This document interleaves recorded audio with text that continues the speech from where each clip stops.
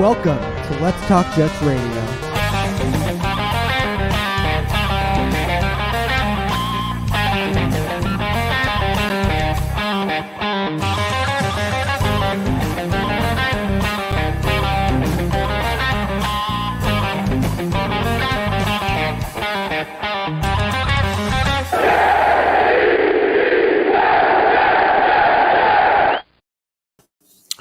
What is going on, everybody? A little Monday night special show here.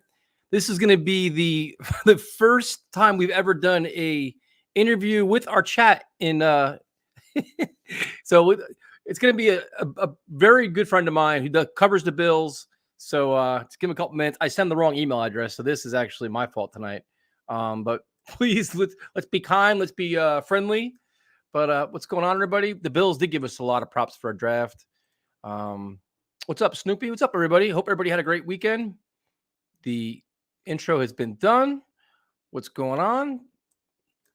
No jokes tonight. Moment of silence for the Rangers season. What's the score of the game right now? Because it was what? They're down 2-1. I haven't seen anything yet so far. So if you guys want to let me know what's going on with that. What's up, Anthony? What's up, Charlie? What's going on, everybody? What's up, Afram? Afram, actually, our guest wants to talk to you as well. So Kevin is a man of the people, and I think he's familiar with our show. So let's bring him on. What's up, man? How you doing? I've been dying to be on this show. Ty, how are you today, man? Yeah, and you know what? Lucky for you, Kevin. I've already warned the chat. I said he's a friendly foe. We're not gonna. Oh yeah, I promise. Right. I promise I'm a friendly. I like to preface this. I'm a big Yankees fan. So I do have love for my New York ass. I really do. Like, I go to plenty games, even pre-COVID. To me, I love New York. It would probably be my second team if something didn't come to fruition with the Bills. But guys, I promise I'll be a friendly foe. And I was talking you guys up last year. I remember you coming on, and I said, I don't think the Patriots are that good. I don't know. If you guys have a crazy end of the year, I wouldn't be shocked to see you sneak in with the extra playoff team. Yeah, no, and you guys are really. First of all, I love your guys' show. Your show is phenomenal. You're fair. You're honest. You're subjective. You give credit when it's due. You rip if it's not due. You gave the Jets some. Like whenever the Jets did some really good things, you would mention it. But obviously, your team right now is a little bit ahead of us in terms of where you're where we want to be. But so we'll go into the draft. We'll do some free agency stuff, and just why I'm glad you're on here is because as Jet fans, we can be really biased or see things through green-colored glasses. So I'm curious to hear your takes on how you see us from an outsider looking in too. Like kind of say, you know what, like, hey man, like you guys are thinking this player is great, but I don't think so. Or we think somebody's not so good and you may like them. So before we go into the draft though, what was last year like for you as a Bills fan, man? That championship, the game had to be disappointing as hell, man. The ending. It's just challenging because like you just hear of all the breakdowns in that game. The Bills actually let their special teams coordinator go from that. They replaced Punter. They've done a couple of things in there of that communication piece that happened. We've had actual Bills players on our show that was like, that's not the way that kickoff was supposed to go per what we were told. And it didn't get to Tyler Bass. It was a nightmare type of scenario to where they should have never, ever had any type of time to move even 13 seconds. The first reaction I had, you can ask my wife, was, I kid you not, that's too much time because I've seen Patrick Mahomes. Literally the drive before, he threw an 80-yard touchdown because Levi Wallace is cooked and he's terrible. And I'm glad he's with the Steelers now. I couldn't be happier the Bills replaced him in the draft, which we'll get to. But it was absolutely heartbreaking to see that. But as a Bills fan, it's different than like, for me, than the Music City Miracle or other things like that, because it's like the Bills came back and I didn't actually even think this, but they're better. And quite frankly, they underachieved last year. They struggled. I thought they struggled at times in certain games. I thought they struggled at times against the Jaguars. I didn't think they looked their best against New England.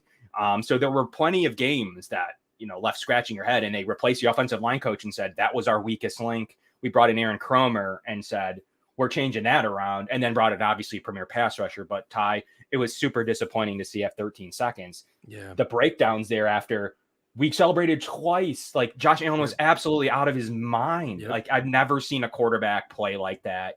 And especially lose, but he had one of the best playoff stretches in NFL history. So to me, it was like, he'll be back.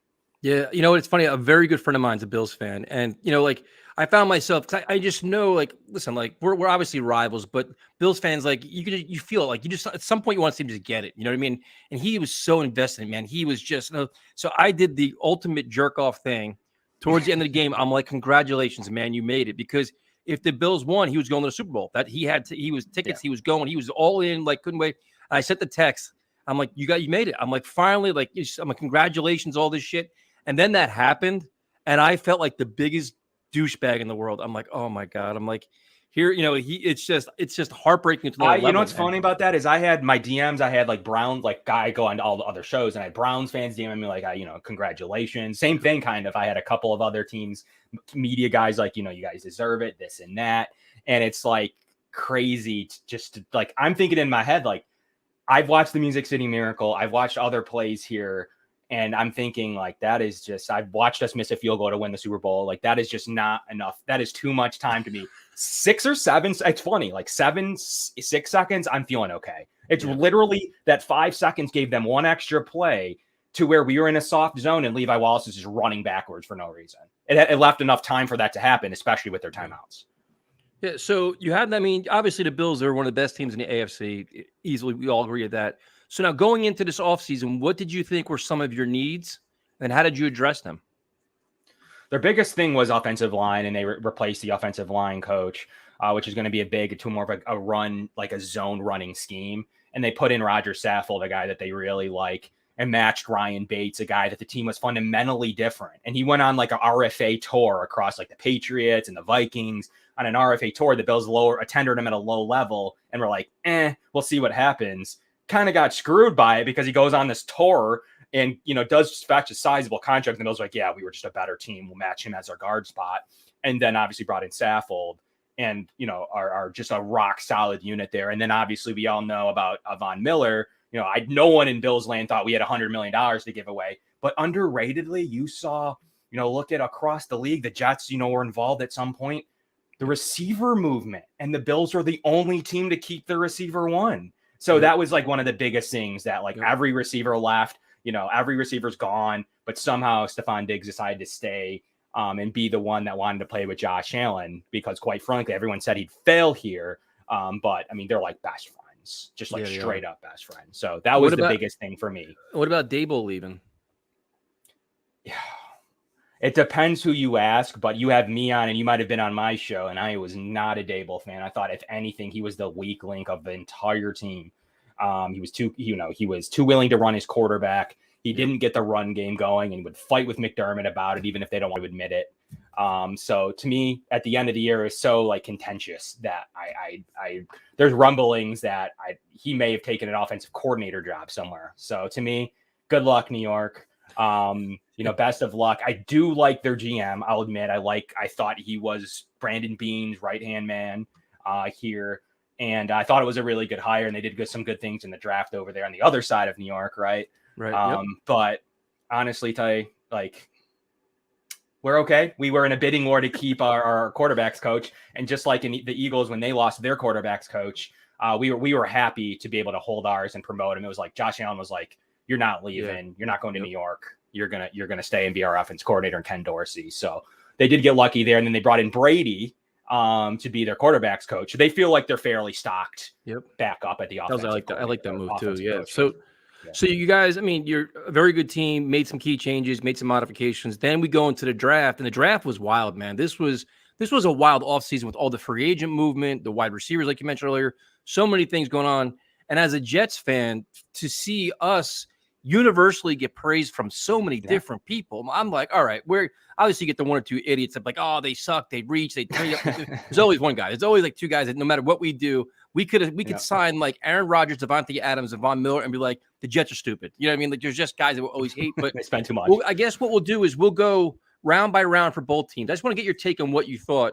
So with the Jets, they came out, and their first round was crazy, man, because to me, one of their needs, I was like, we need a pass rusher. We need a wide receiver. And then you go from there. They come out, number 4 pick in the draft. They get Sauce Gardner. And I'm like, all right, I'm completely caught off guard here. So I'm like, okay. Then at 10, I'm like, well, now's when you get Jermaine Johnson, because then he was still there. They need a pass rusher. That made the most sense. Wham, they go Garrett Wilson. Now I'm like, how do you get, where the hell's the pass rusher going to come from? And now you're literally sitting, now you're panicking. Like, is this going to be the draft? We miss out on a pass rusher. And then Joe Douglas gets bold and moves up and gets Jermaine Johnson. So what did you think about the Jets approach in the first round and the guys they got? Yeah, I mean, you guys, it seemed like you went after guys that were probably at the top of everybody's draft list. And that's why I think you see those grades accumulate and come in strong, because quite frankly, those are three guys the Bills were very interested in throughout the draft process. They didn't have an opportunity at the first two, obviously, but those were two players that guarantee the Bills would have taken. They were definitely a Sauce Gardner fan. Bills obviously went corner themselves for proof that if someone like Gardner fell for some weird reason, the Bills would have absolutely been super interested in a player of his talent level. But they went with conceivably who the Brandon Beane said was their cornerback 3 in Kaiir Elam. But yeah, like, look, the Jets did an awesome job in the draft. I think so much so that even in Bills land that I've seen already some arguments, and we love to knock the Patriots because we just think they suck in Mac Jones. The only reason he beat the Bills were because 80-mile-an-hour winds. But it's really close now behind the Bills. And it's not just the Dolphins. It's not just the Patriots. I think that there's a growing sentiment within the Bills community. I'm just, specifically that the Jets could be the number 2 team and like the team we have to watch out for these 2 games this season. But I think they did a really good job. I like their value across the board. Maybe you guys would know more what made Johnson fall. I could guarantee you the Bills are interested, but they just spent $100 million at the defensive end and drafted 3 first, second, and second at the pass rusher position in the previous years. They just were out on the end. But for them, that knowing that value would have been there, I don't know. Not saying it would have changed Von Miller, but it's great value. And to me, like, I think the Bills fans are like, if they can mix those parts together, if they can make that work, now we have a new contender there that is not New England. Yeah, I see. For the first round, I thought it was like a roller coaster ride for me, man. Like I said, when they didn't get Jermaine Johnson in the top 10 picks, I'm like, where is this pass rusher coming from? I know you got Carl Lawson coming back, which hopefully comes back as just, like what we all think he can be. But you want that young stud, especially in this draft class. You put him out there, you let him learn from Lawson and just take off. So they go up and they get him, which made this first round a lot more, enjoyable for me. Now, tell me about your first round pick, because you went corner as well. Yeah, so the Bills historically under Brandon Beane and even Sean McDermott will tell you that corner is not an important position in their defense. They'll tell you their scheme's very good. Their safety plays, have the best, one of the best safety combos in the league. They have good linebacking play. Depending on the year with the defensive line, we'll see what defensive line shows up, but they'll tell you cornerback 2 specifically beneath Trey White, they don't care about. They rolled out a UDFA, a 7th round pick in the divisional playoff game, who played okay, in Dane Jackson, and Levi Wallace, who was up and down. The Bills made the most of him. They loved him. I thought he sucked. Personally, I thought it was their weakest link in the entire roster, but you can't have all stars at every position. But to me, that they went and said, it's not that important, just like people say about running back. What did the Bills do? Similarly to the Jets, I would say the Jets are on the right path because the Bills did the same thing. They took a cornerback in their first pick and a running back as well. So quite frankly, the Bills just didn't have the other 2 picks that they did in the pass rusher, as well as the receiver. And the Bills did ultimately draft Khalil Shakir later in the draft, who many touted as a day 2 pick and many liked. And I saw mocked to the Bills early due to his positional versatility. But the same thing, the Bills, it's tough for me to sit. And the Bills have taken defensive end every other year beside this year. So to me, I don't know. I think that the Bills put a mold out there, and look at what the Raiders did going and trading for Adams and other teams. Like, get weapons for your quarterback and stop messing around with these guys who may never be good. Get them players. Like, stop messing around. Josh Allen developed because the Bills were like, we're not going to roll out these bums. We're going to give him Stephon Diggs. We're going to give him a prime Cole Beasley. We're going to give him, these players, even Emmanuel Sanders at the tail end, but then develop Gabriel Davis, etc. You got to give Zach Wilson weapons. And I like what the Jets were able to do in getting Garrett Wilson, in my opinion, receiver 1. And that's what we were saying the whole time is like, the Jets always said build around the quarterback. They epically failed Sam Darnold. And it wasn't even, the shit they gave Sam Darnold was laughable. And even last year, it's like they started getting pieces. You got Elijah Moore, but Corey Davis both got hurt. But you got like Michael Carr, but they had no tight ends. Now it's like you look at the Jets offense. and you add in your Garrett Wilson, you add in your Conklin and Azuma, you have, like Elijah Moore year 2, Michael Carter. Then they go out and they get the running back, which I was completely floored by that. And the running back was funny because that one Buffalo Bills podcast, their reaction when the Jets took him, they were freaking out. They're like, "Oh, I was a holy huge Brees Hall fan." You were too, right? I was a huge fan. I thought I literally, if it wasn't for Elam being there, seriously, their pick was Hall. So you guys wouldn't have Hall. Like, I'm pretty positive. I've never been so sure, and they went and drafted Cook. So, we were on to something. But I've never been so positive that he was their pick if they couldn't get McDuffie or Elam. And McDuffie was gone. The Chiefs had traded up and put a little pressure on the Bills. If for some reason Elam wasn't there, their pick at 25 would have been Brees Hall. No doubt about it. So to me, the Bills wanted a premier running back. They wanted a guy who could catch the ball out of the backfield like Cook can as well. And they said, we need to add weapons for Josh Allen. The Jets, we need to add weapons for Zach Wilson. Yep. And I think that they had very similar mindsets, and obviously the Giants, because they took their player personnel person. Yep. But it's interesting that I think that they were onto something with the Jets, especially. The Bills, like I said, kind of did the same type of path this draft, and they wanted Brees Hall. I was a huge Brees Hall fan. I think he has the ability to be Jonathan Taylor. We scouted him a ton because we really thought it was an option at 25 for the Bills. So by Elam being available, if you're a Brees Hall fan in Jets world, the reason that you guys would have them is because Elam was there. So if you aren't, then you'll hate that fact. But if you are, like, yes, I'm glad we have Brees Hall. It was the only way that I think the Bills would have let him go was either McDuffie or Elam. Yeah, I was surprised by the move, but then I'm like, you know what? We keep seeing add playmakers to the offense, add playmakers. Now you have Michael Carter and Hall. You got to be happy. Like, it's like a young group that can all grow together. You have Elijah Moore, Garrett Wilson, Carter and Hall, all young players. And then you add in you have the tight ends now, and you have Ruckert too. So now it's like a young little nucleus with Zach Wilson. They all grow together, and that's kind of perfect world. That's how you truly rebuild if they all play well. You know what I mean? And some people are like, oh, like I know, like I said, there's some analysts, but you can't take a running back there. Listen, we need game-breaking talent. We need legitimate players now. We can't get just guys. We can't get projects. We've been living that life for 10 years now. You know what I mean? Like, it's sometimes go with the top guys now.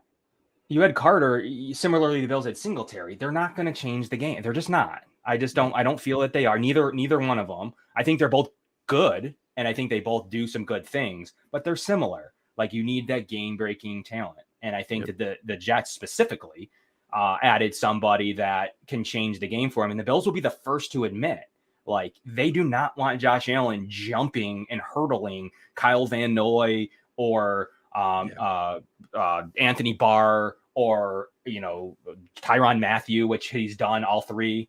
So to the Bills, it's like they need to stop barreling their quarterback into people and get him a premier running back. That's what Sean McDermott wanted. Zach Moss flopped.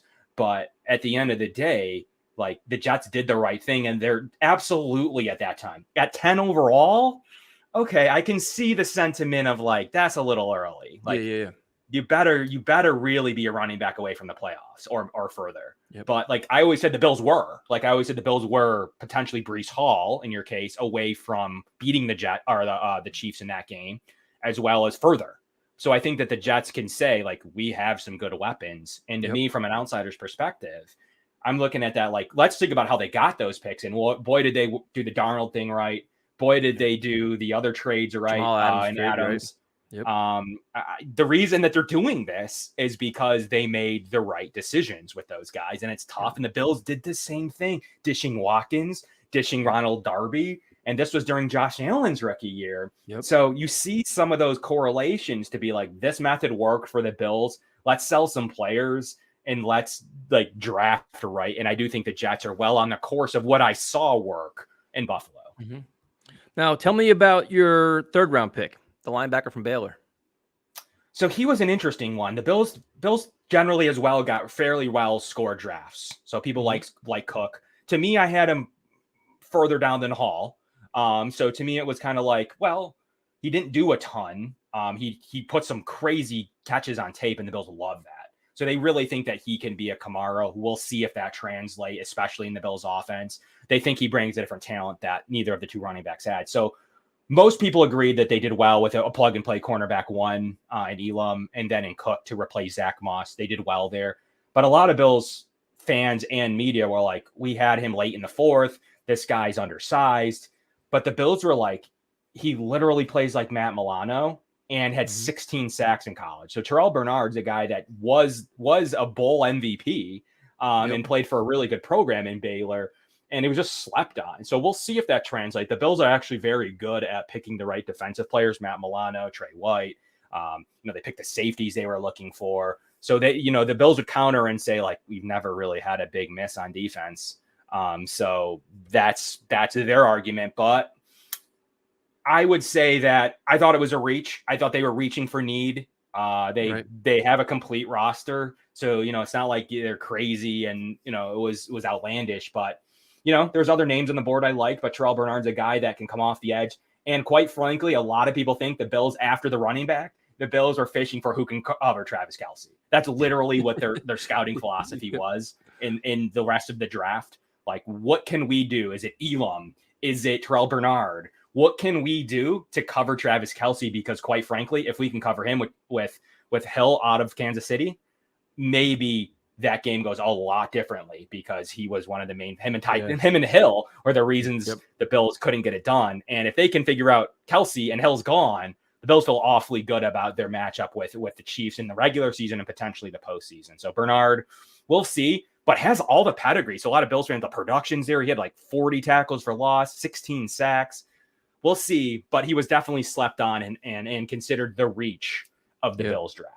So now the Jets, obviously, they made a priority to upgrade their tight end position. So when they got Ruckert, I was like, oh shit. I'm like, this is crazy. Because the draft is weird because, as fans, we know names, we know certain positions. I'm like, man, we need safety, we need linebacker, we all these things. And they come out and take another tight end. And I'm like, we already have 2 tight ends. But then I'm like, you know what? But we're, if you go one injury away from only having one, you have a lot of flexibility at the run game. And then you have Ruckert that can learn from 2 guys too, from Conklin and Zuma. Like, it's a perfect scenario for him, big time Jet fan. So that's good coming in here. And, some people said he was one of the top tight ends in the draft. So if you're getting him there from all his ability, I'm like, how can you be mad at it? Like, it's, again, another piece of the puzzle.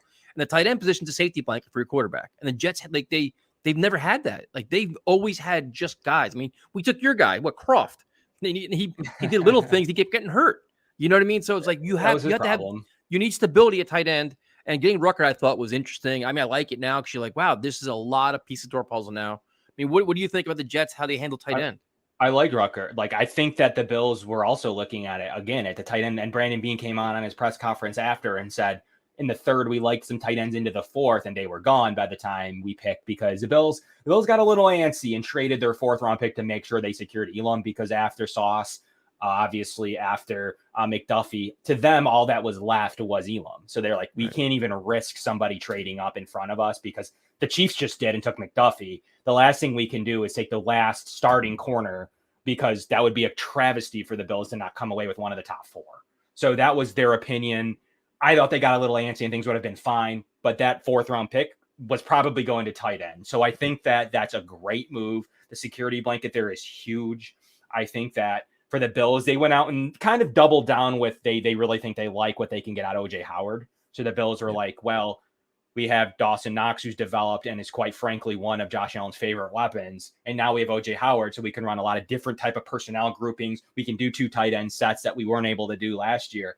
And the Bills would triple down, to your point, if someone like Ruckert was available. So to me, I like the pick. I thought you guys nailed it out of the park there at the tight end position, because I think he can develop. We'll see. Dawson Knox, similar, had no production in college, late 3rd round pick, and is quite frankly going to get a monster deal on the market at the end of this year. So, I mean, I think it's a good move. The investment there is strong. It's $900,000 to see what you got there. I think that investment over, it's like one of the most important positions right now, because backup tight ends are, OJ Howard came here at $4 million, but only because he wanted to play with Josh Allen. But backup tight ends are just out of this world expensive, and starting tight ends get out of here. You better not have any other needs. So I'm excited for you guys to see what he's able to do. And, you said he was a longtime Jet fan. Yes, sir. Right? Yeah. That's always a nice little kicker, because like as my Yankees example, like you have their new shortstop is Isaiah Kiner-Falefa and grew up in the Bronx and a Yankees fan. And that's the kind of thing that you want to hear all the time. And it does add a little bit of extra of that Yeah. that he's going to show out for your Oregon. Whether it's true or not doesn't matter. But it is. He's You can going see to like show out. like his dad's an enormous fan. You can see they're all fired up. Like hometown kid, all this. It's like it's just cool. Like the Jets, like right now, it's like they changed their culture because it's like a lot of like very competitive guys. Like Salah's big thing is I want guys that love the game of football, like literally love the game, not what the game can give them, but they love it. They want to be the first guy in, last guy out, work their ass off. They enjoy the grind. Like they like the hard work to get to the next level, and they're getting all these guys in here, and that's how you change your mindset. Man. That's how you change your locker room because it's like far too often with the Jets, we had the high-priced guys and got no return on our investment. Now you're getting the hungry guys, the young guys, the captains, the leaders. That's what makes a big difference for us, and we need it. That's how you get that's how the coaching gets messaged through the locker room. So now we go with your team. So now in the fifth round, you guys go and you go Boise State with the receiver. Yeah. Your thoughts? He's probably one of our favorite picks, Khalil Shakir. He's a guy that can return kicks. He was uber productive in college. He has a great rad score with his athletic profile. He's probably one that I wouldn't be happy to build. So I saw a tweet. I forgot which major expert said that, like, how is he being able to be paired with Josh Allen after they already spent a couple of picks? There's no way that he should have been available there for the Bills. Why'd the league let them do that? But I think for what the Bills are hoping to do with get a more premier receiver in this draft, they feel really good about someone like Khalil Shakir. To them was like one of the last lines in the sand of somebody who they think could help them as compared to just a developmental guy. So we think he'll immediately come in and you'll see him returning punts and kicks, as well as there's so many crossovers. Like you have Shaq Lawson in from the Jets, Bills Jets back. And then you have someone like Jamison Crowder, now the Bills starting slot receiver. Yeah. And then you have Khalil Shakir comes in here because he's probably the eventual replacement at slot. And the Bills do really well in that range. Gabriel Davis, Taron Johnson, Matt Milano, they do super well in the mid rounds. They're actually better there, believe it or not. They failed in the second round at times. So that's what have people up in arms about Cook to make sure that's the right pick. But they have knocked the fourth and fifth round out of the park with absolute primetime starters. And Khalil Shakir looks to be following in that mold of somebody that they're really excited about.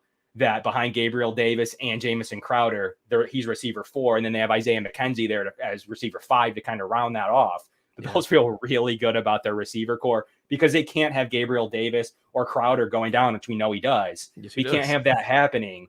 And Josh Allen all of a sudden looking up and he just has Stephon Diggs. Yep. So they really like Shakir was probably Bills fans' favorite pick. The value matched up. The production was there. We thought that was our third round pick instead of Bernard. A lot of people fans joke like if we drafted Shakir at the mid to end of the third and we got Bernard in the top of the fifth or end of the fourth, you would probably feel a little bit better. And that was the running joke for this draft for the Bills. But because Shakir had no business being on the board, and Bills fans were pretty happy that someone that has the athletic profile of like a Deontay Johnson from Pittsburgh, that they think that the Bills nail it out of the park at a $900,000 receiver, like the production they're getting out of Gabriel Davis. So that's kind of the excitement pick, as well as obviously you'll get into the rest of the draft, but that's probably the Bills fans' favorite pick.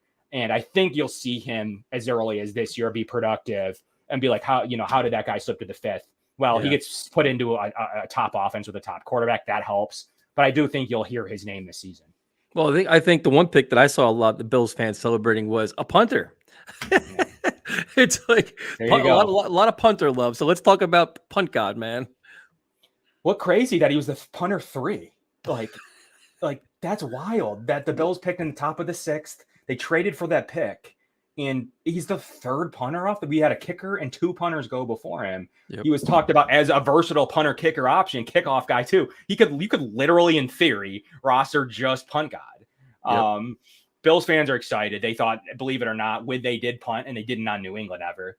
2 games in a row where they didn't punting into New England, which is just epic. That he'll flip the field. And Bills fan, the wind's crazy here. It's easier to kick in the cold, believe it or not. If the ball's harder, it's easy to kick it here. A lot of people are like, will he adjust there? The Bills felt comfortable. They love their left-footed kickers. They love the ability for the way that ball spins. And they had some punter problems all season long. They just to the point where they lost on a blocked punt against Pittsburgh week 1 that changed where that game was in the AFC this divisional game. Yep. If they didn't get a punt block, that was just horrific. That changes the season, as funny as that sounds. So the Bills really needed to address the punter position. just straight up. And it was funny, but at that point, especially after Khalil Shakir, we talked about the running back and the linebacker. They literally didn't have a need. They didn't know where they would roster a player, and they didn't want the Jets taking their players still. Like, you guys took Jack Anderson, you guys took Rashad Wildgoose. You keep taking our draft picks, and they're like, what can we do to make sure somebody stays on the Bills this time, and that we're not drafting for the Jets, giving them extra picks because they're not making our roster. So they said, Punt God's the guy. Complete weakness there. Now we have a guy under control for 4 seasons at $800K.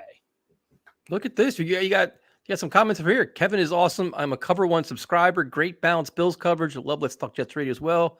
Watch it all the time, even though I'm not a Jets fan. They deserve support. Well, thank you for that. And I mean, your show is great, dude. You guys were the first ones, like the first Bills fans, like, hey, man, come on the show. Let's talk football. And I'm like, oh, man, I'm just going to get eaten alive because your team is good. My team sucks. And, dude, you guys do a phenomenal job. Now, going back, rounding out your draft, you got offensive. You got Benford from Villanova. You got the offensive tackle. And you got a linebacker. Yep. Anything that you like about those guys there?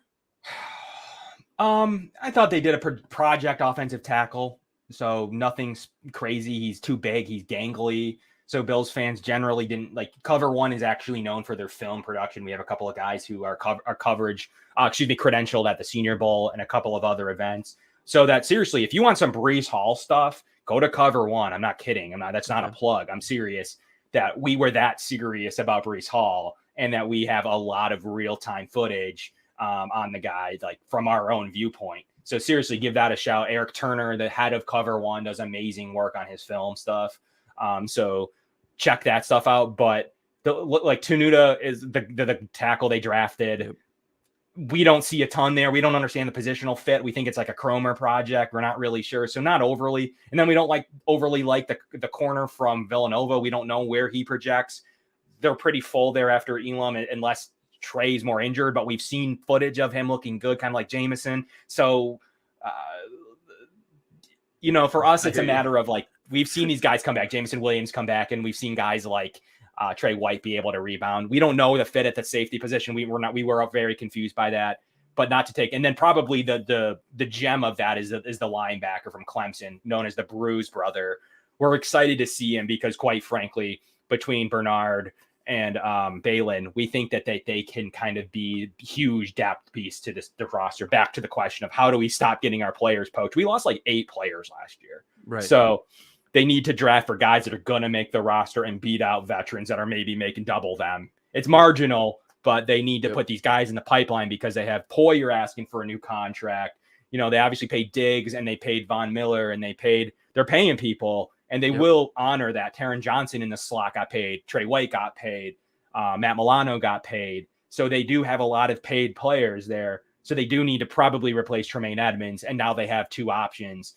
A guy at Baylor and a guy at Clemson are pretty good, hopeful candidates to be able to do something for the Bills when they let Tremaine Edmonds go.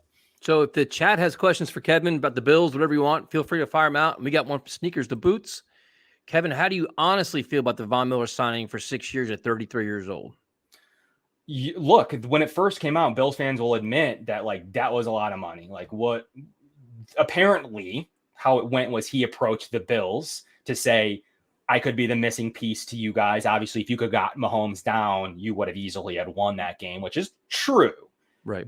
Will Von Miller be that? He's shown that he is. So a lot of Bills fans will be like, even if he gets his 6 to 10 sacks in the season, big whoop, but he shows up in the biggest games of the year every single season. And the Bills paid for that. They paid for that ability to do that, not on a 1 or 2 year basis, not Jerry Hughes here and there, not Gregory Rousseau developing. They paid for that to happen right now. However, yes, to Jason's point, it is structured. Half of that's fake. It's just straight fake. That's most contracts now. Yep. It's right. So to me, it's like, it's not football. It's not baseball. Or excuse me, it's not baseball. It's not basketball. These contracts are fake. They're fake. So half of that deal was to spread out some money to get him a bigger guarantee so they could have paid him that over a couple of years, take some dead cap hit in 3 years. It's a 3-year deal. And at the 3-year deal number, once we saw it and digested it, we were good with it. But yeah, the initial sticker shock was at 6 years, we better see 3 years or less, or that's going to get squirrely. as but that age. you guys are a win now team, man. I think a team like you Right. guys, you could take that chance. Like the Jets would be stupid. We're not there yet. Like the top level teams, like you saw it. Like the top level teams all throughout the NFL are making these splash moves and they're all going for it. You guys are one of them. So like you said, Von Miller, if you just get him through the regular season, dude, like just keep him healthy with the regular season. The bright lights come on, he turns up, and that sack can make a big difference. That forced fumble, whatever it is, that's what you're paying for, dude. That those moments. Now you're not paying for a season, you're paying for the big time moments he brings to the table, I think. They might straight bench him at times next year. Like I wouldn't be shocked by that. Let's see. So, like I said, let's see. You got questions for Kevin? Fire them out. Our good friend Balls, how'd you feel about the Jags loss this season? Horrific. Like many Bills fans will tell you, that was a horrific loss. They came half awake. The offensive line was in shambles. That was the biggest thing. Like they were rolling out offensive linemen that were out of position. They bounced Darrell Williams inside. They were messing around with John Feliciano still. They were doing a couple things, and they said straight up, they're all gone. We're replacing him with Cromer this season. And we're going to like the Bills just straight up went to Jacksonville. We're like, we're just taking the win. Like even at the end of that game, when it was like 9-6, the Bills are like, we're just going to score on the last possession like we do most games. And actually, believe it or not, Sean McDermott doesn't lose to under 500 opponents. I think it's only happened twice in his entire 5 years. So like I've tweeted out his record against everyone's like, the Bills are losing to bad teams. It always happens. That's not true. Like it ended up being like it's actually the reverse, like it is for a lot of teams. Bills are dominant against teams 8-8 or less, or 8-9 now. And they struggle more against Titans on the road in a game where they had won and forgot to, and then slipped while quarterback sneaking. That game hurt more than that Jags game that happens to every team. Like everybody loses a game like that a season, even the Chiefs, even the Rams did. It's the game when Josh Allen literally doesn't get stopped on quarterback sneaks ever. His statistics were like 98% at a quarterback sneak, and he runs a lot. That's not a minor statistic. And he just slipped over his own feet, and everyone's like, the defensive tackle made a play. I'm like, he trucks linebackers and defensive tackles. I don't know if you've watched Josh Allen before, especially for a yard or two. We're not talking 50 yards. He gets an inch easily, and that's why the Bills called to go for it on 4th down in Nashville, and got stopped on a 2. Here's a question. A win total for the Jets, in your opinion, this year? That's a challenging one, but we talk about this on our show, like who is realistically the threat for the Bills, and if there is a second playoff team, who is it? And it changed for me after I saw what the Jets did. I always had to give it to the Patriots because, quite frankly, we're all scarred by that stupid team. So I would have defaulted to them, but now I'm not sure it's the Patriots anymore. I think the Jets have a real play for second in the division, like I said earlier, and I really think they go over 500. Really? I think they go over 500. Look at the Bengals last season. It doesn't take much, man. It doesn't take much. It doesn't take much. I think they've upgraded a lot of talent. I think Coach Sala year 2 to staff will be better. Mike LaFleur year 2 be better. To me, it's all on Zach Wilson, man. Zach Wilson's got to take a big step forward. We want to believe in him. We like him. He's doing all the right things. He put on weight. He did a lot of good things, but he's got to do a much better job this year. So a lot of questions for you here. What teams should the Bills be afraid of this season? In general, I think that you're still looking at, you saw what the Bengals were able to do. They still don't scare me. I still think they got lucky in the playoffs. They won 8 straight by a field goal or whatever it was. And that's just not going to happen every year. The Bills are, for instance, the year prior, the Bills were 7-0 in 1-score games. And then this year they were literally 0-6. The Bills went 0-6 in 1-score games. That's not going to happen either. So I'm not as scared of the Bengals. I think that other teams can be productive. If you're talking about AFC teams, there's a lot of them. You got to look at the Broncos. What can they do this season? To me, the Chiefs took a ding. I don't think they're overly serious. The Chargers need to make the playoffs before I'm worried about that. They straight need to play down the stretch for me to consider them serious. I don't consider the Patriots a threat. No offense to any Patriots. The Raiders could be interesting. They're always interesting. I thought they kind of went out and said, we need our receiver one. It's not Zay Jones. So they went out and did something with Devontae Adams. That's interesting to me. I think Russ in that offense could be scary. I really do. I think that could either be a flop or literally up with the Bills in their game. The Titans took a step back. They got laughed out of the building. Yeah. The Colts are interesting. Matt Ryan. But not for the Bills will tell you it's the Chiefs until they stop losing in 13 seconds. They beat them in the regular season. They crushed them in the regular season. But when they needed to do it when it matters, they need to do it when it matters and stop losing with 13 seconds left. Kevin, what are your opinions about the new overtime rules placed by the NFL? I thought it was interesting that Josh Allen got that changed. Tom Brady's faced it before. Yep. Patrick Mahomes had faced it before. I thought it was interesting that was the game that got it changed of all the games. It was, I guess, that good of a game. It wasn't for Bills fans. I think it's fair. It just got to be fair. And everyone says, well, play defense. I'm like, well, why doesn't the other team have to play? The counter argument is always, okay, play defense. I agree with you. The other team needs to too. Like, you don't get to not play defense. So I think it's a fair rule. This year, it'll happen reverse. Watch, the Bills will score first, and then the Patriots will be able to touch the ball again or something. Watch, it'll happen. But that's what you signed up for. And I think it's fair that go ahead and give Mac Jones a chance to come back and tie it, or Joey B, or even the Jets. Like, look, you guys should have a chance to tie it if you're in the playoffs. You should. So your good friend Afram. So Afram, first of all, Kevin's a big fan of you. So he's been dying to talk to you. So Allen ran for 763 yards last season. Are you concerned he's increasing his chances of getting hit more? The Bills will tell you they are. That's why they back to the Breece Hall argument for many Bills fans. The Bills were very serious about Breece Hall at 25. That's not just some pipe dream of Bills fans. He was their pick if Elam was gone at that stage. So, yes, they are concerned about that. They told Brian Dable as much. Stop running our quarterback on, especially in games where most things are locked up. We were running him late in the year in the Jets game to end the season, in the game prior in the Falcons. And it, like, Josh Allen was still dominant on the ground, so you can't take that away from him. But he's got to be like more like Mahomes or Rodgers. He's got to scale it down. He needs a long career. He is big. He is lucky and blessed. And the Bills have only faced one couple week injury in his short career. But he's got to stop doing it. And that's the benefit of running Singletary more. And Cook's going to help out a whole lot for the Bills in the passing game with quick screens and things they weren't able to do last year. But yeah, it's definitely a concern. And the Bills will, I think even Sean McDermott would admit it to you right now. Like, yeah, it was an issue. Yeah, I mean, you'd watch games and you're like, dude, like, you understand like Josh Allen's playmaking ability, but like for long-term sustainable success, man, you can't keep doing it, man. Like, No. He's young, he's big, he's strong. As those hits start adding up over the years, it just deteriorates, and then you don't want to take those. You don't want to miss 2 or 3 games here and there just for like some stupid ass injury where your running back could be running the ball. You know what I mean? Like, that's why you bring in your. They need to do it in the division and championship game. That's no issue. That's all on the line to win the game, and he was doing it. We know he can do it. It's not a matter of we need those gaudy rushing stats, because if you add that in, Josh Allen's definitely one of the best quarterbacks in the league by far. Adding in his rushing numbers, they're ridiculous. He has more rushing yards and touchdowns than Saquon Barkley. So, like, you know, he's definitely an advantageous. A lot of people will say, well, your running back one's Josh Allen.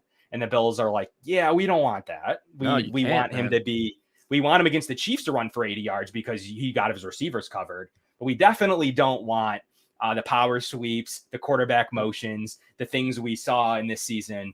But Brian Dable would dial up. I can guarantee you with Ken Dorsey, they're going to be running the ball a little bit more this season. Yeah, I mean, that's the thing, too. It's like if it's week 12 and you're running out the clock against whoever, you don't want Josh Allen running out the clock. Give the ball to your running back. If it's the AFC Championship game, all hands on deck. You want to run the ball 25 times, I can give 2 shits. Go for it. You know what I mean? Like, that's right. You got to just figure out, prioritize what's more important. His on a quarterback has got to be kind of limited.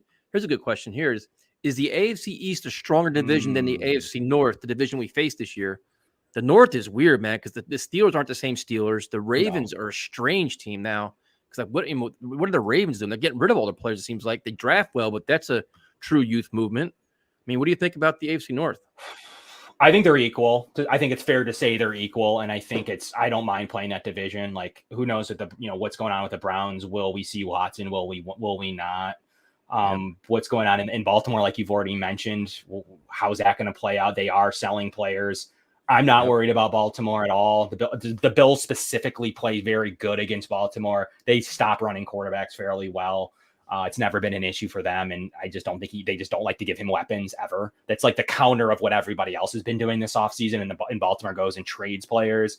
And then, yes, they try to address it in the draft, but that team's just not scary to me at all. And then, Cincinnati, we've already talked about. I don't not scared at Cincinnati at all. I think that they've got some luck. I think you'll see some regression from Cincinnati this season. Definitely. If they don't get that offensive line, that offensive line had to be upgraded. They tried to, because Burrow was getting his ass beat, man. Absolutely crushed. They're lucky he got out. I mean, I think it was week 17 or 18. Yeah. I can't remember. I don't know how he got out of that. Yep. He got out of there healthy, and I thought he was done at one point that season, last season. So they're lucky there. And then lastly, Pittsburgh, they took their ex-Bills quarterback. They've got rid of Juju. I'm just not. That's a rebuild, anyways. Man. Yeah, that's a rebuild. Yeah, I love you. We like what Mitchell Trubisky was able to do behind Josh Allen. He actually rebuilt his value, but that's good news for the AFC East, guys. Like, he's just all right. So watch out for the Ravens. They had a great draft. Hamilton will win Defensive Rookie of the Year. I'm a Kyle Hamilton fan, so I like him. I'd be happy to see that. Here's one for you, Kevin. Can you rank Tua, Zach, and Mac Jones in you believe who will take a step forward? I hate Mac Jones. I have so much footage of him. I tweet it out every time they play him. I think he stinks. I think you saw his proverbial stink down the stretch. Yep. I think you saw it against the Bills. They're able to expose him twice. They're able to expose him in the playoffs. Our defensive backs can get to his moonshot throws that he tries to throw deep. He's just, to me, I don't think he's got it. I think he is a proverbial 500 quarterback. If you're scared of Andy Dalton, then fine, go ahead and be scared of Mac Jones. He will have his moments, and he will shred some bad defenses, and he's coached well, and he is a coachable kid. I just don't think he has the physical talent like the others on that list do. And I've also never been a big Tua fan. I loved him in college. He played under Brian Dable at Alabama. He does some good things. He will show stretches against bad teams. Look at that stretch they made at the end of the year because their opponents were terrible. I don't think he's very good. So honestly, I'm excited to see what Zach Wilson can do with his weapons and this new school that they were able to build there in New York. Definitely, I think that I could be wrong, but I think that he takes the step. And I'm just so down on Mac Jones. I couldn't be less scared of somebody in my life. So you think it's probably I think it's probably, so you're saying what? It's going to be what in terms of maybe the step forward, be what, Wilson to Mac Jones, or you think Tua ahead of Wilson? Those two, Tua is interesting. Can he stay healthy? Can he even do it? This is probably a make or break year for him, man, because they gave him, he's got a ton of playmakers now. I mean, his excuses are running out down there too, even with a new head coach. He's got no excuses left with that. Well, this is it. This can be make or break. I think if he has a mediocre season this year, they're moving on from him. They can they have too much money invested in the team. There's no excuses left for him. If he can't stay healthy, which means he'll never stay healthy, and if he can't do it with these offensive players, he's done. So to me, we'll see what Tua can do. I think with those offensive players, I definitely will have him ahead of Mac Jones. Because I just don't think New England does anything that ever scares me, like with Devontae Parker and whatever else that they want to do at that. And they never had good offensive players. They kind of cycle that offensive line now after Scarnecchia. I'm just not overly concerned by New England anymore. Bill Belichick will come up with some sneaky game plans. He'll take a win from the Jets. He'll still probably take a win from the Bills at times. I'm just not overly concerned in the long haul. Look what down the stretch. They were terrible. They were losing games. They were blowing it. They didn't show up in the playoffs. They didn't want to, Mac Jones didn't want to know the playoff weather. Yeah, that's one, the one thing, when people talk to us about the Jet fans, it's to me, the whole Zach Wilson thing is his ceiling, man. How his ability, to me, the sky could be the limit for him. I think Mac Jones has his he has his limitations where what you're going to get out of him. Bill Belichick will maximize that. But when you maximize, say, Mac Jones and Zach Wilson, I think Zach Wilson can do so much more with his arm talent. And that's probably because I'm biased. I'm a Jets fan, but I just think we've seen flashes. Now, will it ever come to fruition? I have no idea. But I'd rather take my chance with that than going with the guy that's a little bit more limited. You know what I mean? It's kind of that. I want the wow guy. I want you know what I mean? I want that guy because that's what the NFL is now. It's about the high flying offenses, the elite game breaking talent. Look you got Mahomes, you got Burrow, all these guys that the top quarterbacks in the NFL. Josh Allen's one of them. You need these guys to be at your best in the playoffs. You saw Mahomes and Josh Allen going at it. If your defense can't stop nobody, you need the quarterback that can make plays. I think you saw it in the playoffs that you need to match that level of offense because it doesn't matter how good. Those are the number one defense. It wasn't a joke. They were really good at times last year. Their defense kept them in games and were really good. like against a lot of against Mahomes in the regular season and against not just against our division, but against good teams that they had to play last year at times. So the Bills were the number one defense and couldn't stop anything. So you saw the offense that you needed to have to be able to compete in the AFC. And look what the AFC went and did. The Jets loaded up. The Dolphins loaded up. Yep. Patriots just sat there. Baltimore traded everybody. Tennessee did nothing. But then you had the Broncos load up. You had a lot of teams do, like the Raiders load up. So you had teams said, if we're serious, like we can't sit here and be media. We're just not going to beat the Bills or the Chiefs. And then the Chiefs conspicuously didn't feel like paying a Hill, which was bizarre and got worse. So the Bills are like, like you took a guy that literally wasn't in the game. There's no way you were going to beat the Bills in that game. So the Bills are sitting there like, sure, we'll take the Tyreek Hill to Juju Smith-Schuster trade any day of the week. And I guess they got Sky Moore as well, a guy I like. Yeah. Yep. But the Bills will take that trade right now, a guy from the MAC that I covered. And it's like, can he make that from the MAC to the AFC divisional championship game? How quickly can he do that? Yeah. We'll have to see. But we're not overly worried about the Chiefs anymore. And Hill's wide. See, Afram, this one's funny. Afram says, Kevin, you sound like a Jets fan the way you talk about the other teams. It's true. And it's funny because I'll go on their show and I say the same thing. Like, we both have the same feeling about the same players, the same teams. Like, we hate the Patriots. We're skeptics about the Dolphins. We all kind of feel the same way. And then the one thing I like about your show is you guys will give credit. You're giving Jets some credit now. You know, when I'll go on your show, I'll say the same thing. Listen, the Bills are the class of the East. Like, that's it. Like, that's where you guys are. And that's kind of way, I think that's why everybody likes your guys' show, man. It's like you guys keep it real. Like, there's no, like, you're not going to bullshit us and be like, oh, you know what? You know, the Jets suck. They don't have this. They don't have that. Like, you're willing to give credit to teams. And that's kind of the way it goes. So, yeah, it's embarrassing when I go on other Bill shows or listen to other Bill shows or anyone. And, you know, it's just terrible to be on when they're like, the Bills are number one. Like, no one can beat us. Like, no, we lost to the Jags. Like, we can lose. Like, it will happen if they lose to the Jets this season. It can happen. Like, it's not something the Bills can just go and go. Now, the Bills are consistent. So if they do drop to the Jets, I feel good about them rebounding in future years or future weeks. That's the difference between a bad team. They just lose and lose and lose. Yep. But for me, I just think of like, it's better to actually consider, like, I hate playing the Titans. The Bills always lose to the Titans now. Then when the Bills were mediocre or bad, they always beat the Titans. And now that they're good, they seem to always lose to that stupid team. I hate playing them. They get lucky. I hate playing that coach. And it's just super annoying. And guess what game we got announced today on Monday night, week 2? Bills, Titans, Monday Night Football, one of their premier games to kick off the Monday Night Football season with Joe Buck. We get the Titans again. Yay. I just hate playing that team. They always come away with some. 2 years ago, they got a COVID break. They were cheating. They were out partying.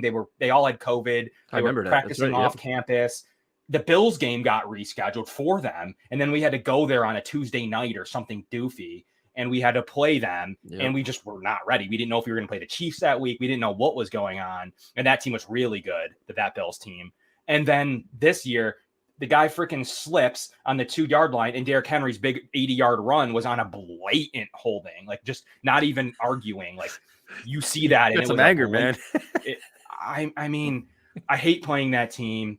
And to me, though, the whole thing is like, I'm not going to sit here. I think the Bills can lose to a lot of teams. So I'm not going to sit here and say they're going 17-0. They're never going to lose. Right. They're going to win the Super Bowl. That's stupid. There's no reason to even have a podcast. And I've been on shows like that, and I'm like, this isn't interesting. I've been on some of them too, where they're like some Jet shows, and they're like, bro, you're way too negative. I'm like, we haven't won shit in a decade, dude. Like, what do you want me to tell you? Like, I've been on your show when we do the game previews. I'm like, what do you want me to tell you? Like, I can't lie to you guys. If I know what our deficiencies are, I'm not going to ignore them. Like, I'm going to ignore our bad offensive line play. All our playmakers are injured. Carl Lawson's out. Like, all these things. But Jets are winning 41-10. Like, come on, man. Like, but here's a good question from Bubs.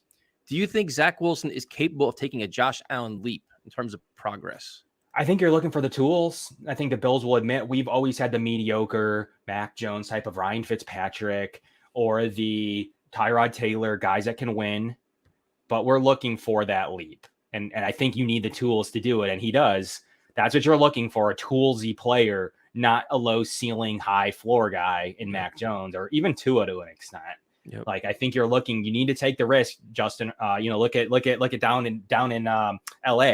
Like, you're looking for that toolsy kind of guy. Obviously, Joe Burrow's a slam dunk. He went first overall. What are you going to do about that? But yeah, you're looking for the toolsy quarterback to be able to make that hop, like Mahomes, like Josh Allen. So I think he can. Josh Allen, I don't want to use him, not anything to do with Bill, that I cover the Bills, but because he's just a hard unicorn to kind of follow with his 58% inaccuracy rate. It was a little bit dramatized. He was making throws against bad weapons that were ridiculous and wowing his pro day and doing everything else.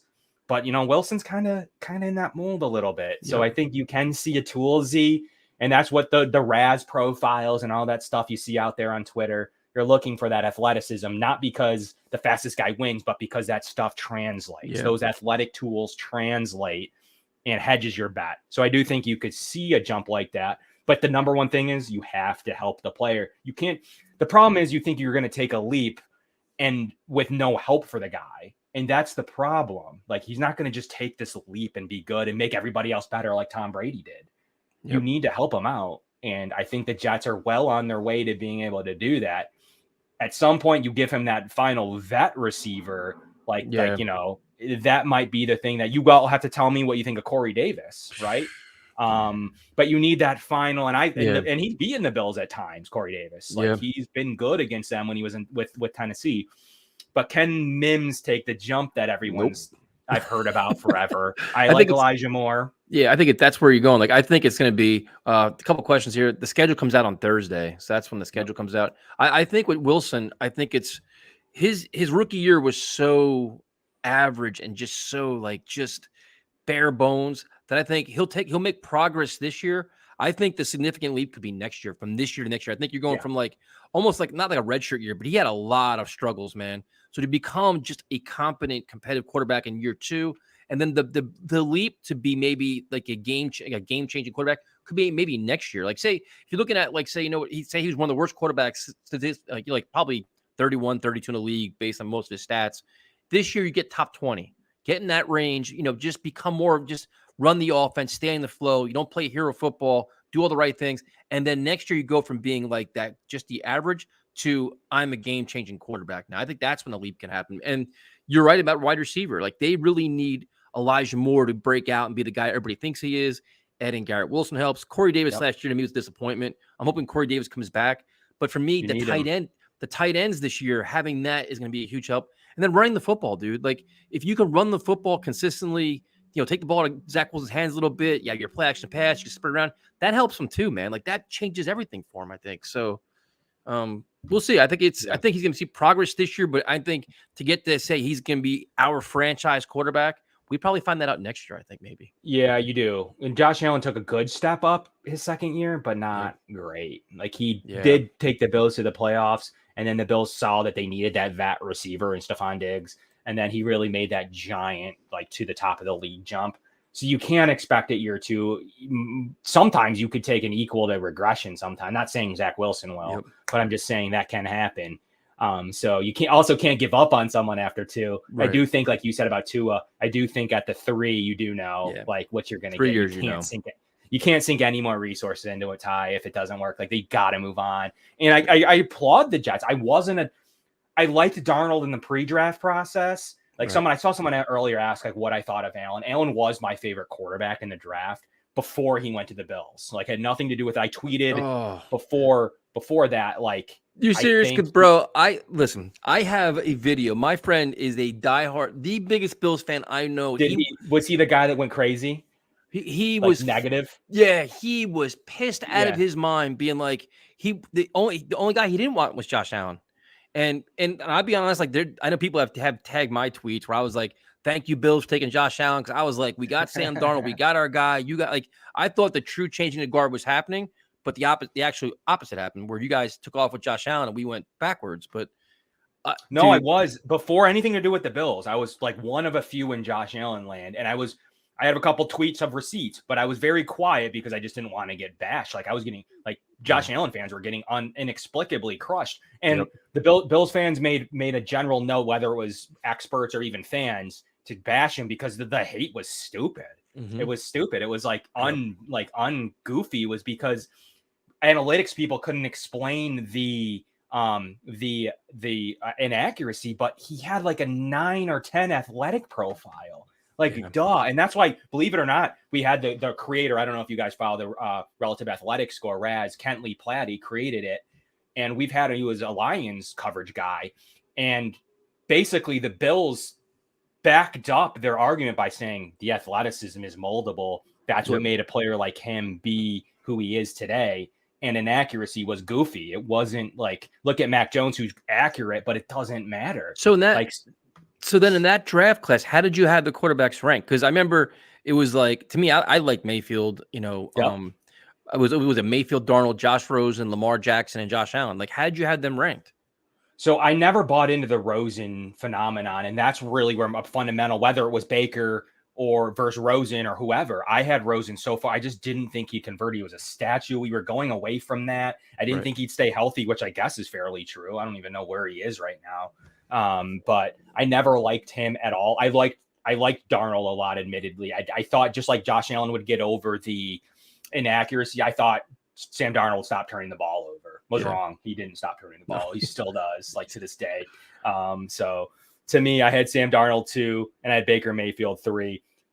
And it was I always figured Darnold would go to the Jets. I thought he was just a rock solid 2, and he was going to go there. To me, it was what the Browns did, and the Bills were going to have the other player. So if they went Baker, the Bills had Allen. If they had Allen, the Bills had Baker. So, and I still think Baker could be pretty good in Buffalo had that happened. Like, we wouldn't have totally went and signed another quarterback and given him no weapons and tried to just give him running backs. And I think the Bills could have made that work with this structure and change regimes. But Darnold, I don't know. That was he. And I like what the Jets were able to get out of him in terms of like compensation. I thought they did well in the trade market, trading him when they did. I thought they did a good job in that regard. Like that's back to the point of Wilson or Mac Jones. Even you got to give up when it's time to give up. And the Jets did a great job. Like they really did. You got to cut your losses. I was pissed.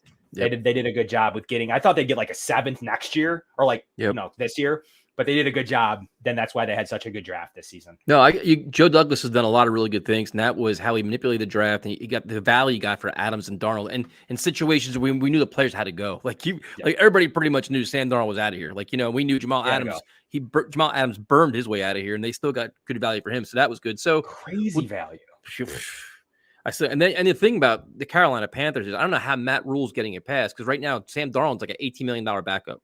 You traded for him, then you double down with your trade by picking up his option, which is even a bigger disaster. So now it's like it's wild. I think Adams ruined the defensive trade market for a few years. Like I don't think anyone's going to make a move without what that includes that kind of compensation for a little while. Yeah, the team that's trading for that player is going to say, look at what Adams did. They had to rebuild. No one's going to trade that kind of compensation again for a non-quarterback, maybe a receiver, but a non-premium offensive player. They're never trading that compensation again for a defense. Even Von Miller only fetched, I think, a 3rd or 2nd and a 3rd. Yep. They're never going to trade that kind of compensation again. I think the Jets got the peak value literally so much that I think you'll see the other values now go down if someone's trying to trade for a DB. So 2 more questions for you. First one is, from an outsider's perspective, what is your view of the New York Jets as they go into the season? They had, they made a lot of moves in free agency. They had the draft that everybody's kind of touting pretty well.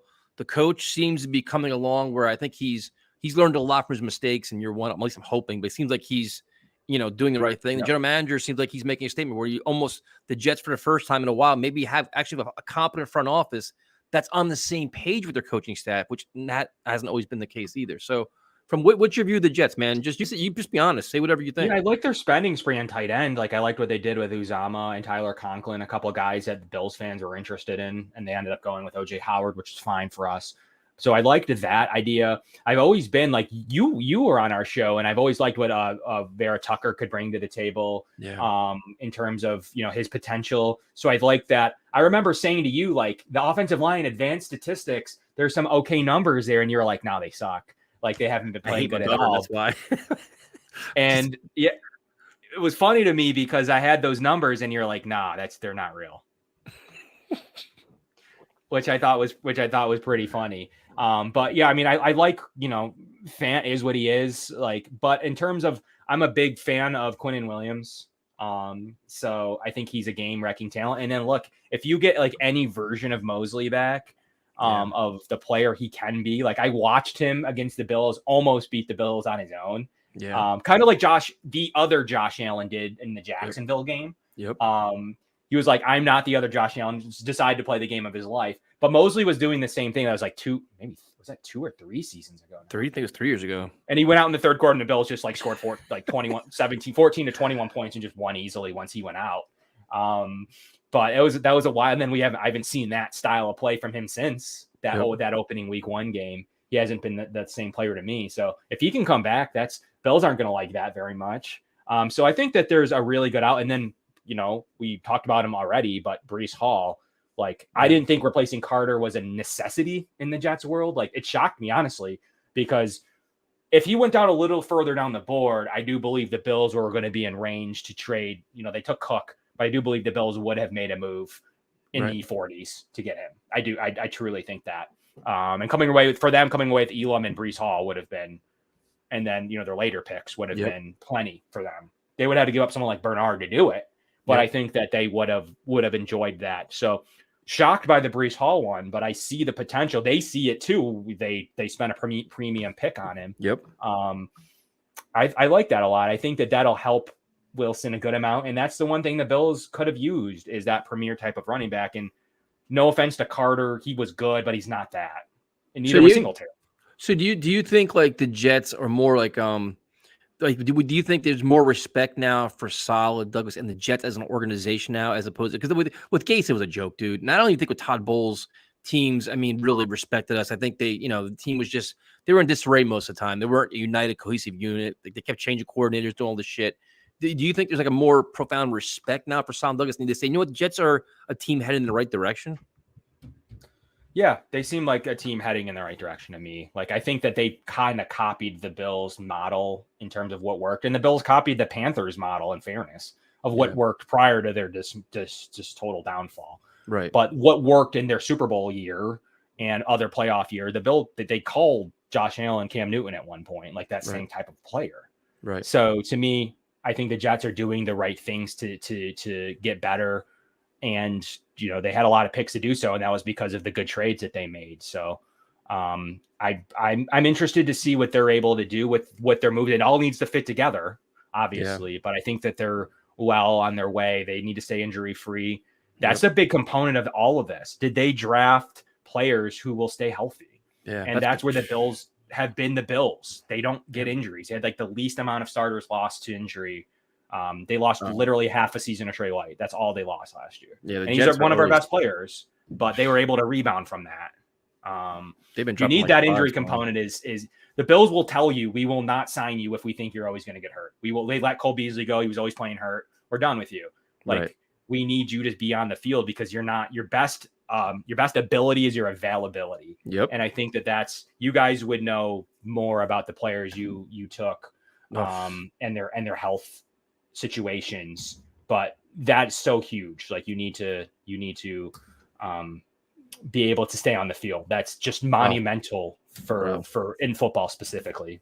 Last year was a complete disaster with that. Hurt, man. We were always hurt, and we're signing guys on Tuesday and playing them on Sunday, man. It was painful. So the last one is the Buffalo Bills, man. Definitely one of the best teams in the AFC. It can be an exciting year for you guys. If there was a weakness for you guys going into the season, what is your biggest concern or weakness for the Bills right now, do you think?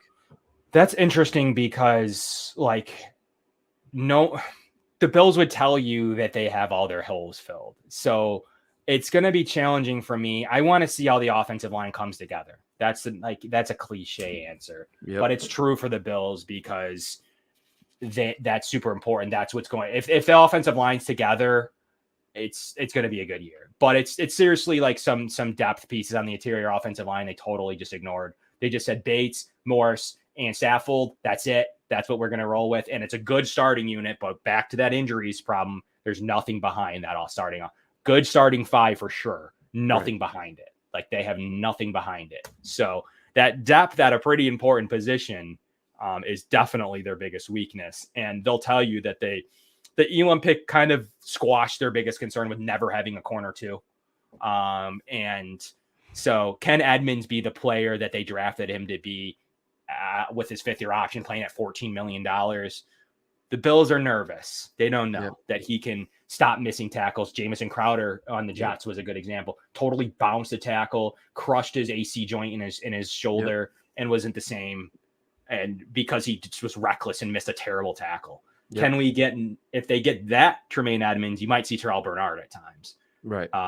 If you get the good Tremaine Edmonds, the Bills defense will be clicking on all cylinders because he can keep up with anybody. So it really depends. That's a big unknown. Like Tremaine Edmonds, can he be the player? He's much scrutinized and he's pretty good, but can he be that Pro Bowl level that he's been or not? And then the offensive line, they need that to stay together. One injury there, it gets hairy pretty quickly. So like, is he? Everybody like, let's see. The chat's been so respectful, man. I'm almost proud of them. I was a little bit worried with our chat. Our chat gets crazy, man. But so like, is your expectation? What is it going into? Like, are you thinking like 12 wins, 13 wins? Is that like a fair for like Bills fans? Yeah, you would say that last year was their, believe it or not, their floor. Like they played pretty poor at times. They really did. They lost to New England in a terrible game. They lost to the Jags at a terrible time. They slipped against the Titans. They got a block punt against the Steelers. That's 4 losses right there. That shouldn't have happened. Right. And every team has that, but the Bills right there that's kind of their floor, what they were able to do with 11 wins that season. So I think 12 wins is realistic. Both of our schedules are a little harder, I think. Yeah. I haven't seen yours yet, like your 2 play crossover games, or who do you play in the I forget. It's not going to be easy though. Yeah. All the West teams are good, so that doesn't really matter. Do you play like the Raiders or the where did you finish? 3rd or 4th? Did you finish 4th in the AFCs last year? I think so. Wait, we were 4 and 13. Yeah. Yeah. Okay. So you would have got the worst teams in those AFC divisions. So it might help a little bit, which is good. But to me, I think the Bills, we have a little bit harder of a schedule. We get the crossover NFC game against the Rams. You guys might get it against the worst team in that division. So before we let you go, man, first of all, thank you for your time. You got you got a compliment from somebody in Russia, man. So look at that. Thank you. So give everybody your information, man. I'm telling these guys, you guys do a phenomenal job, man. Really, it's an enjoyable show. You keep it real. You guys know your shit inside out and backwards, stats, entertainment, jokes. So tell everybody how they can find you guys. Yeah, you can find us. So we're on the Cover One Network now, which is a big Bills network. Like I said, I'm serious. Like look up some Breece Hall stuff. You'll like what you see. We are very pro Breece Hall. So any Jets fans at Cover One is probably one of the biggest Bills handles out there. And our show airs Friday nights at 8 p.m. We'll have Tyson on. So I want to see you guys come over. Be careful. And, we have a pretty lively chat too. Our fans, you guys are like pretty real. You're pretty realistic. Like we have some pretty high Bills fans on, like high on the team, that is. So, coming down and giving them some stuff. And like I said, I appreciate the New York fans as a diehard Yankees fan. Believe it or not, Western New York is a very New York. We get all the New York games here. That your local market, Jets, Giants, Knicks, Yankees, Mets are all our home. We pay money to downstate to get all those games in the Yes Network, whatever. We get all of that stuff here in Western New York. Most people don't realize truly our baseball team are New York teams. So we have I have some crossover with Jets fans all the time at the stadium in the Bronx. So here's one for you, a quick one. Do you have record predictions for the teams in a division? I think so. The Bills will be somewhere in that 12 to 13 number. Like I said, I think the Jets are over 500. I have them at like 9-8.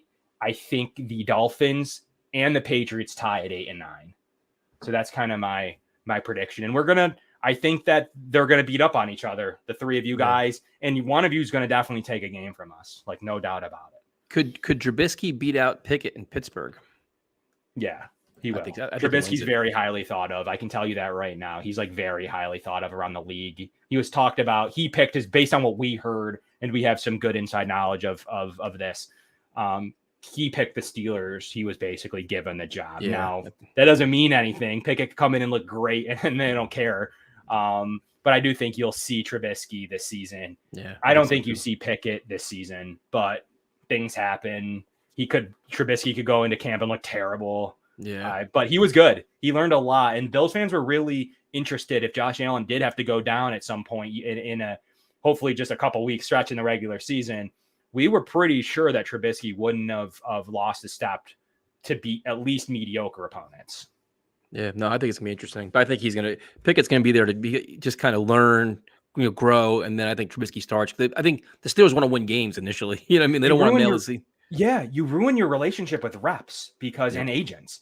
You can't recruit him as he was considered for other positions. You go and draft the quarterback and Pickett and start him. Yep. You can do that. Do it. If he says he's going to do it, then do that. But that's not the way to build relationships with other agents, because he picked there conceivably to at least get one season. And from what we were told, he would get the second season there. So I ultimately I have no eggs in Mitchell Trubisky. If he gets beat out by Pickett, great. That's fine with me. I don't really care what Pittsburgh does, but that's just what he was told. Now I don't really care. I personally think you see him week 1, but would not be at least bit shocked if it's Pickett there.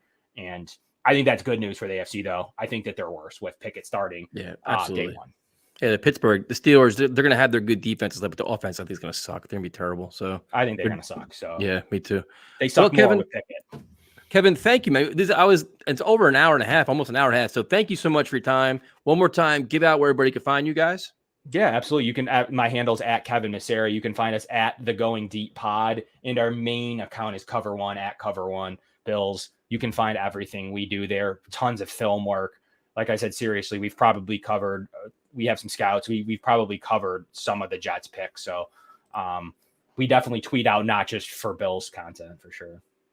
Well, thank you, man. I definitely appreciate it. And we'll get you back on. See, now that we've broken you into the chat in our little world here. So during the season, maybe right before the season, we'll do another preview or something like that and get your thoughts. Yeah, I'd love it, man. Get some crossover action. It's a little more heated when they're actually playing than in May 9th. This is a happy if time. If the Jets are 1-0 and the Bills are, say they're 2-1, or both teams are 2-1 or something, I'm sure it's going to be a little bit different than on May 9th. So thank you for joining us, and hopefully we'll see you again during the season. We definitely appreciate it, man. Thanks, man. Appreciate it. We'll see you guys soon. I appreciate everyone else as well. All right.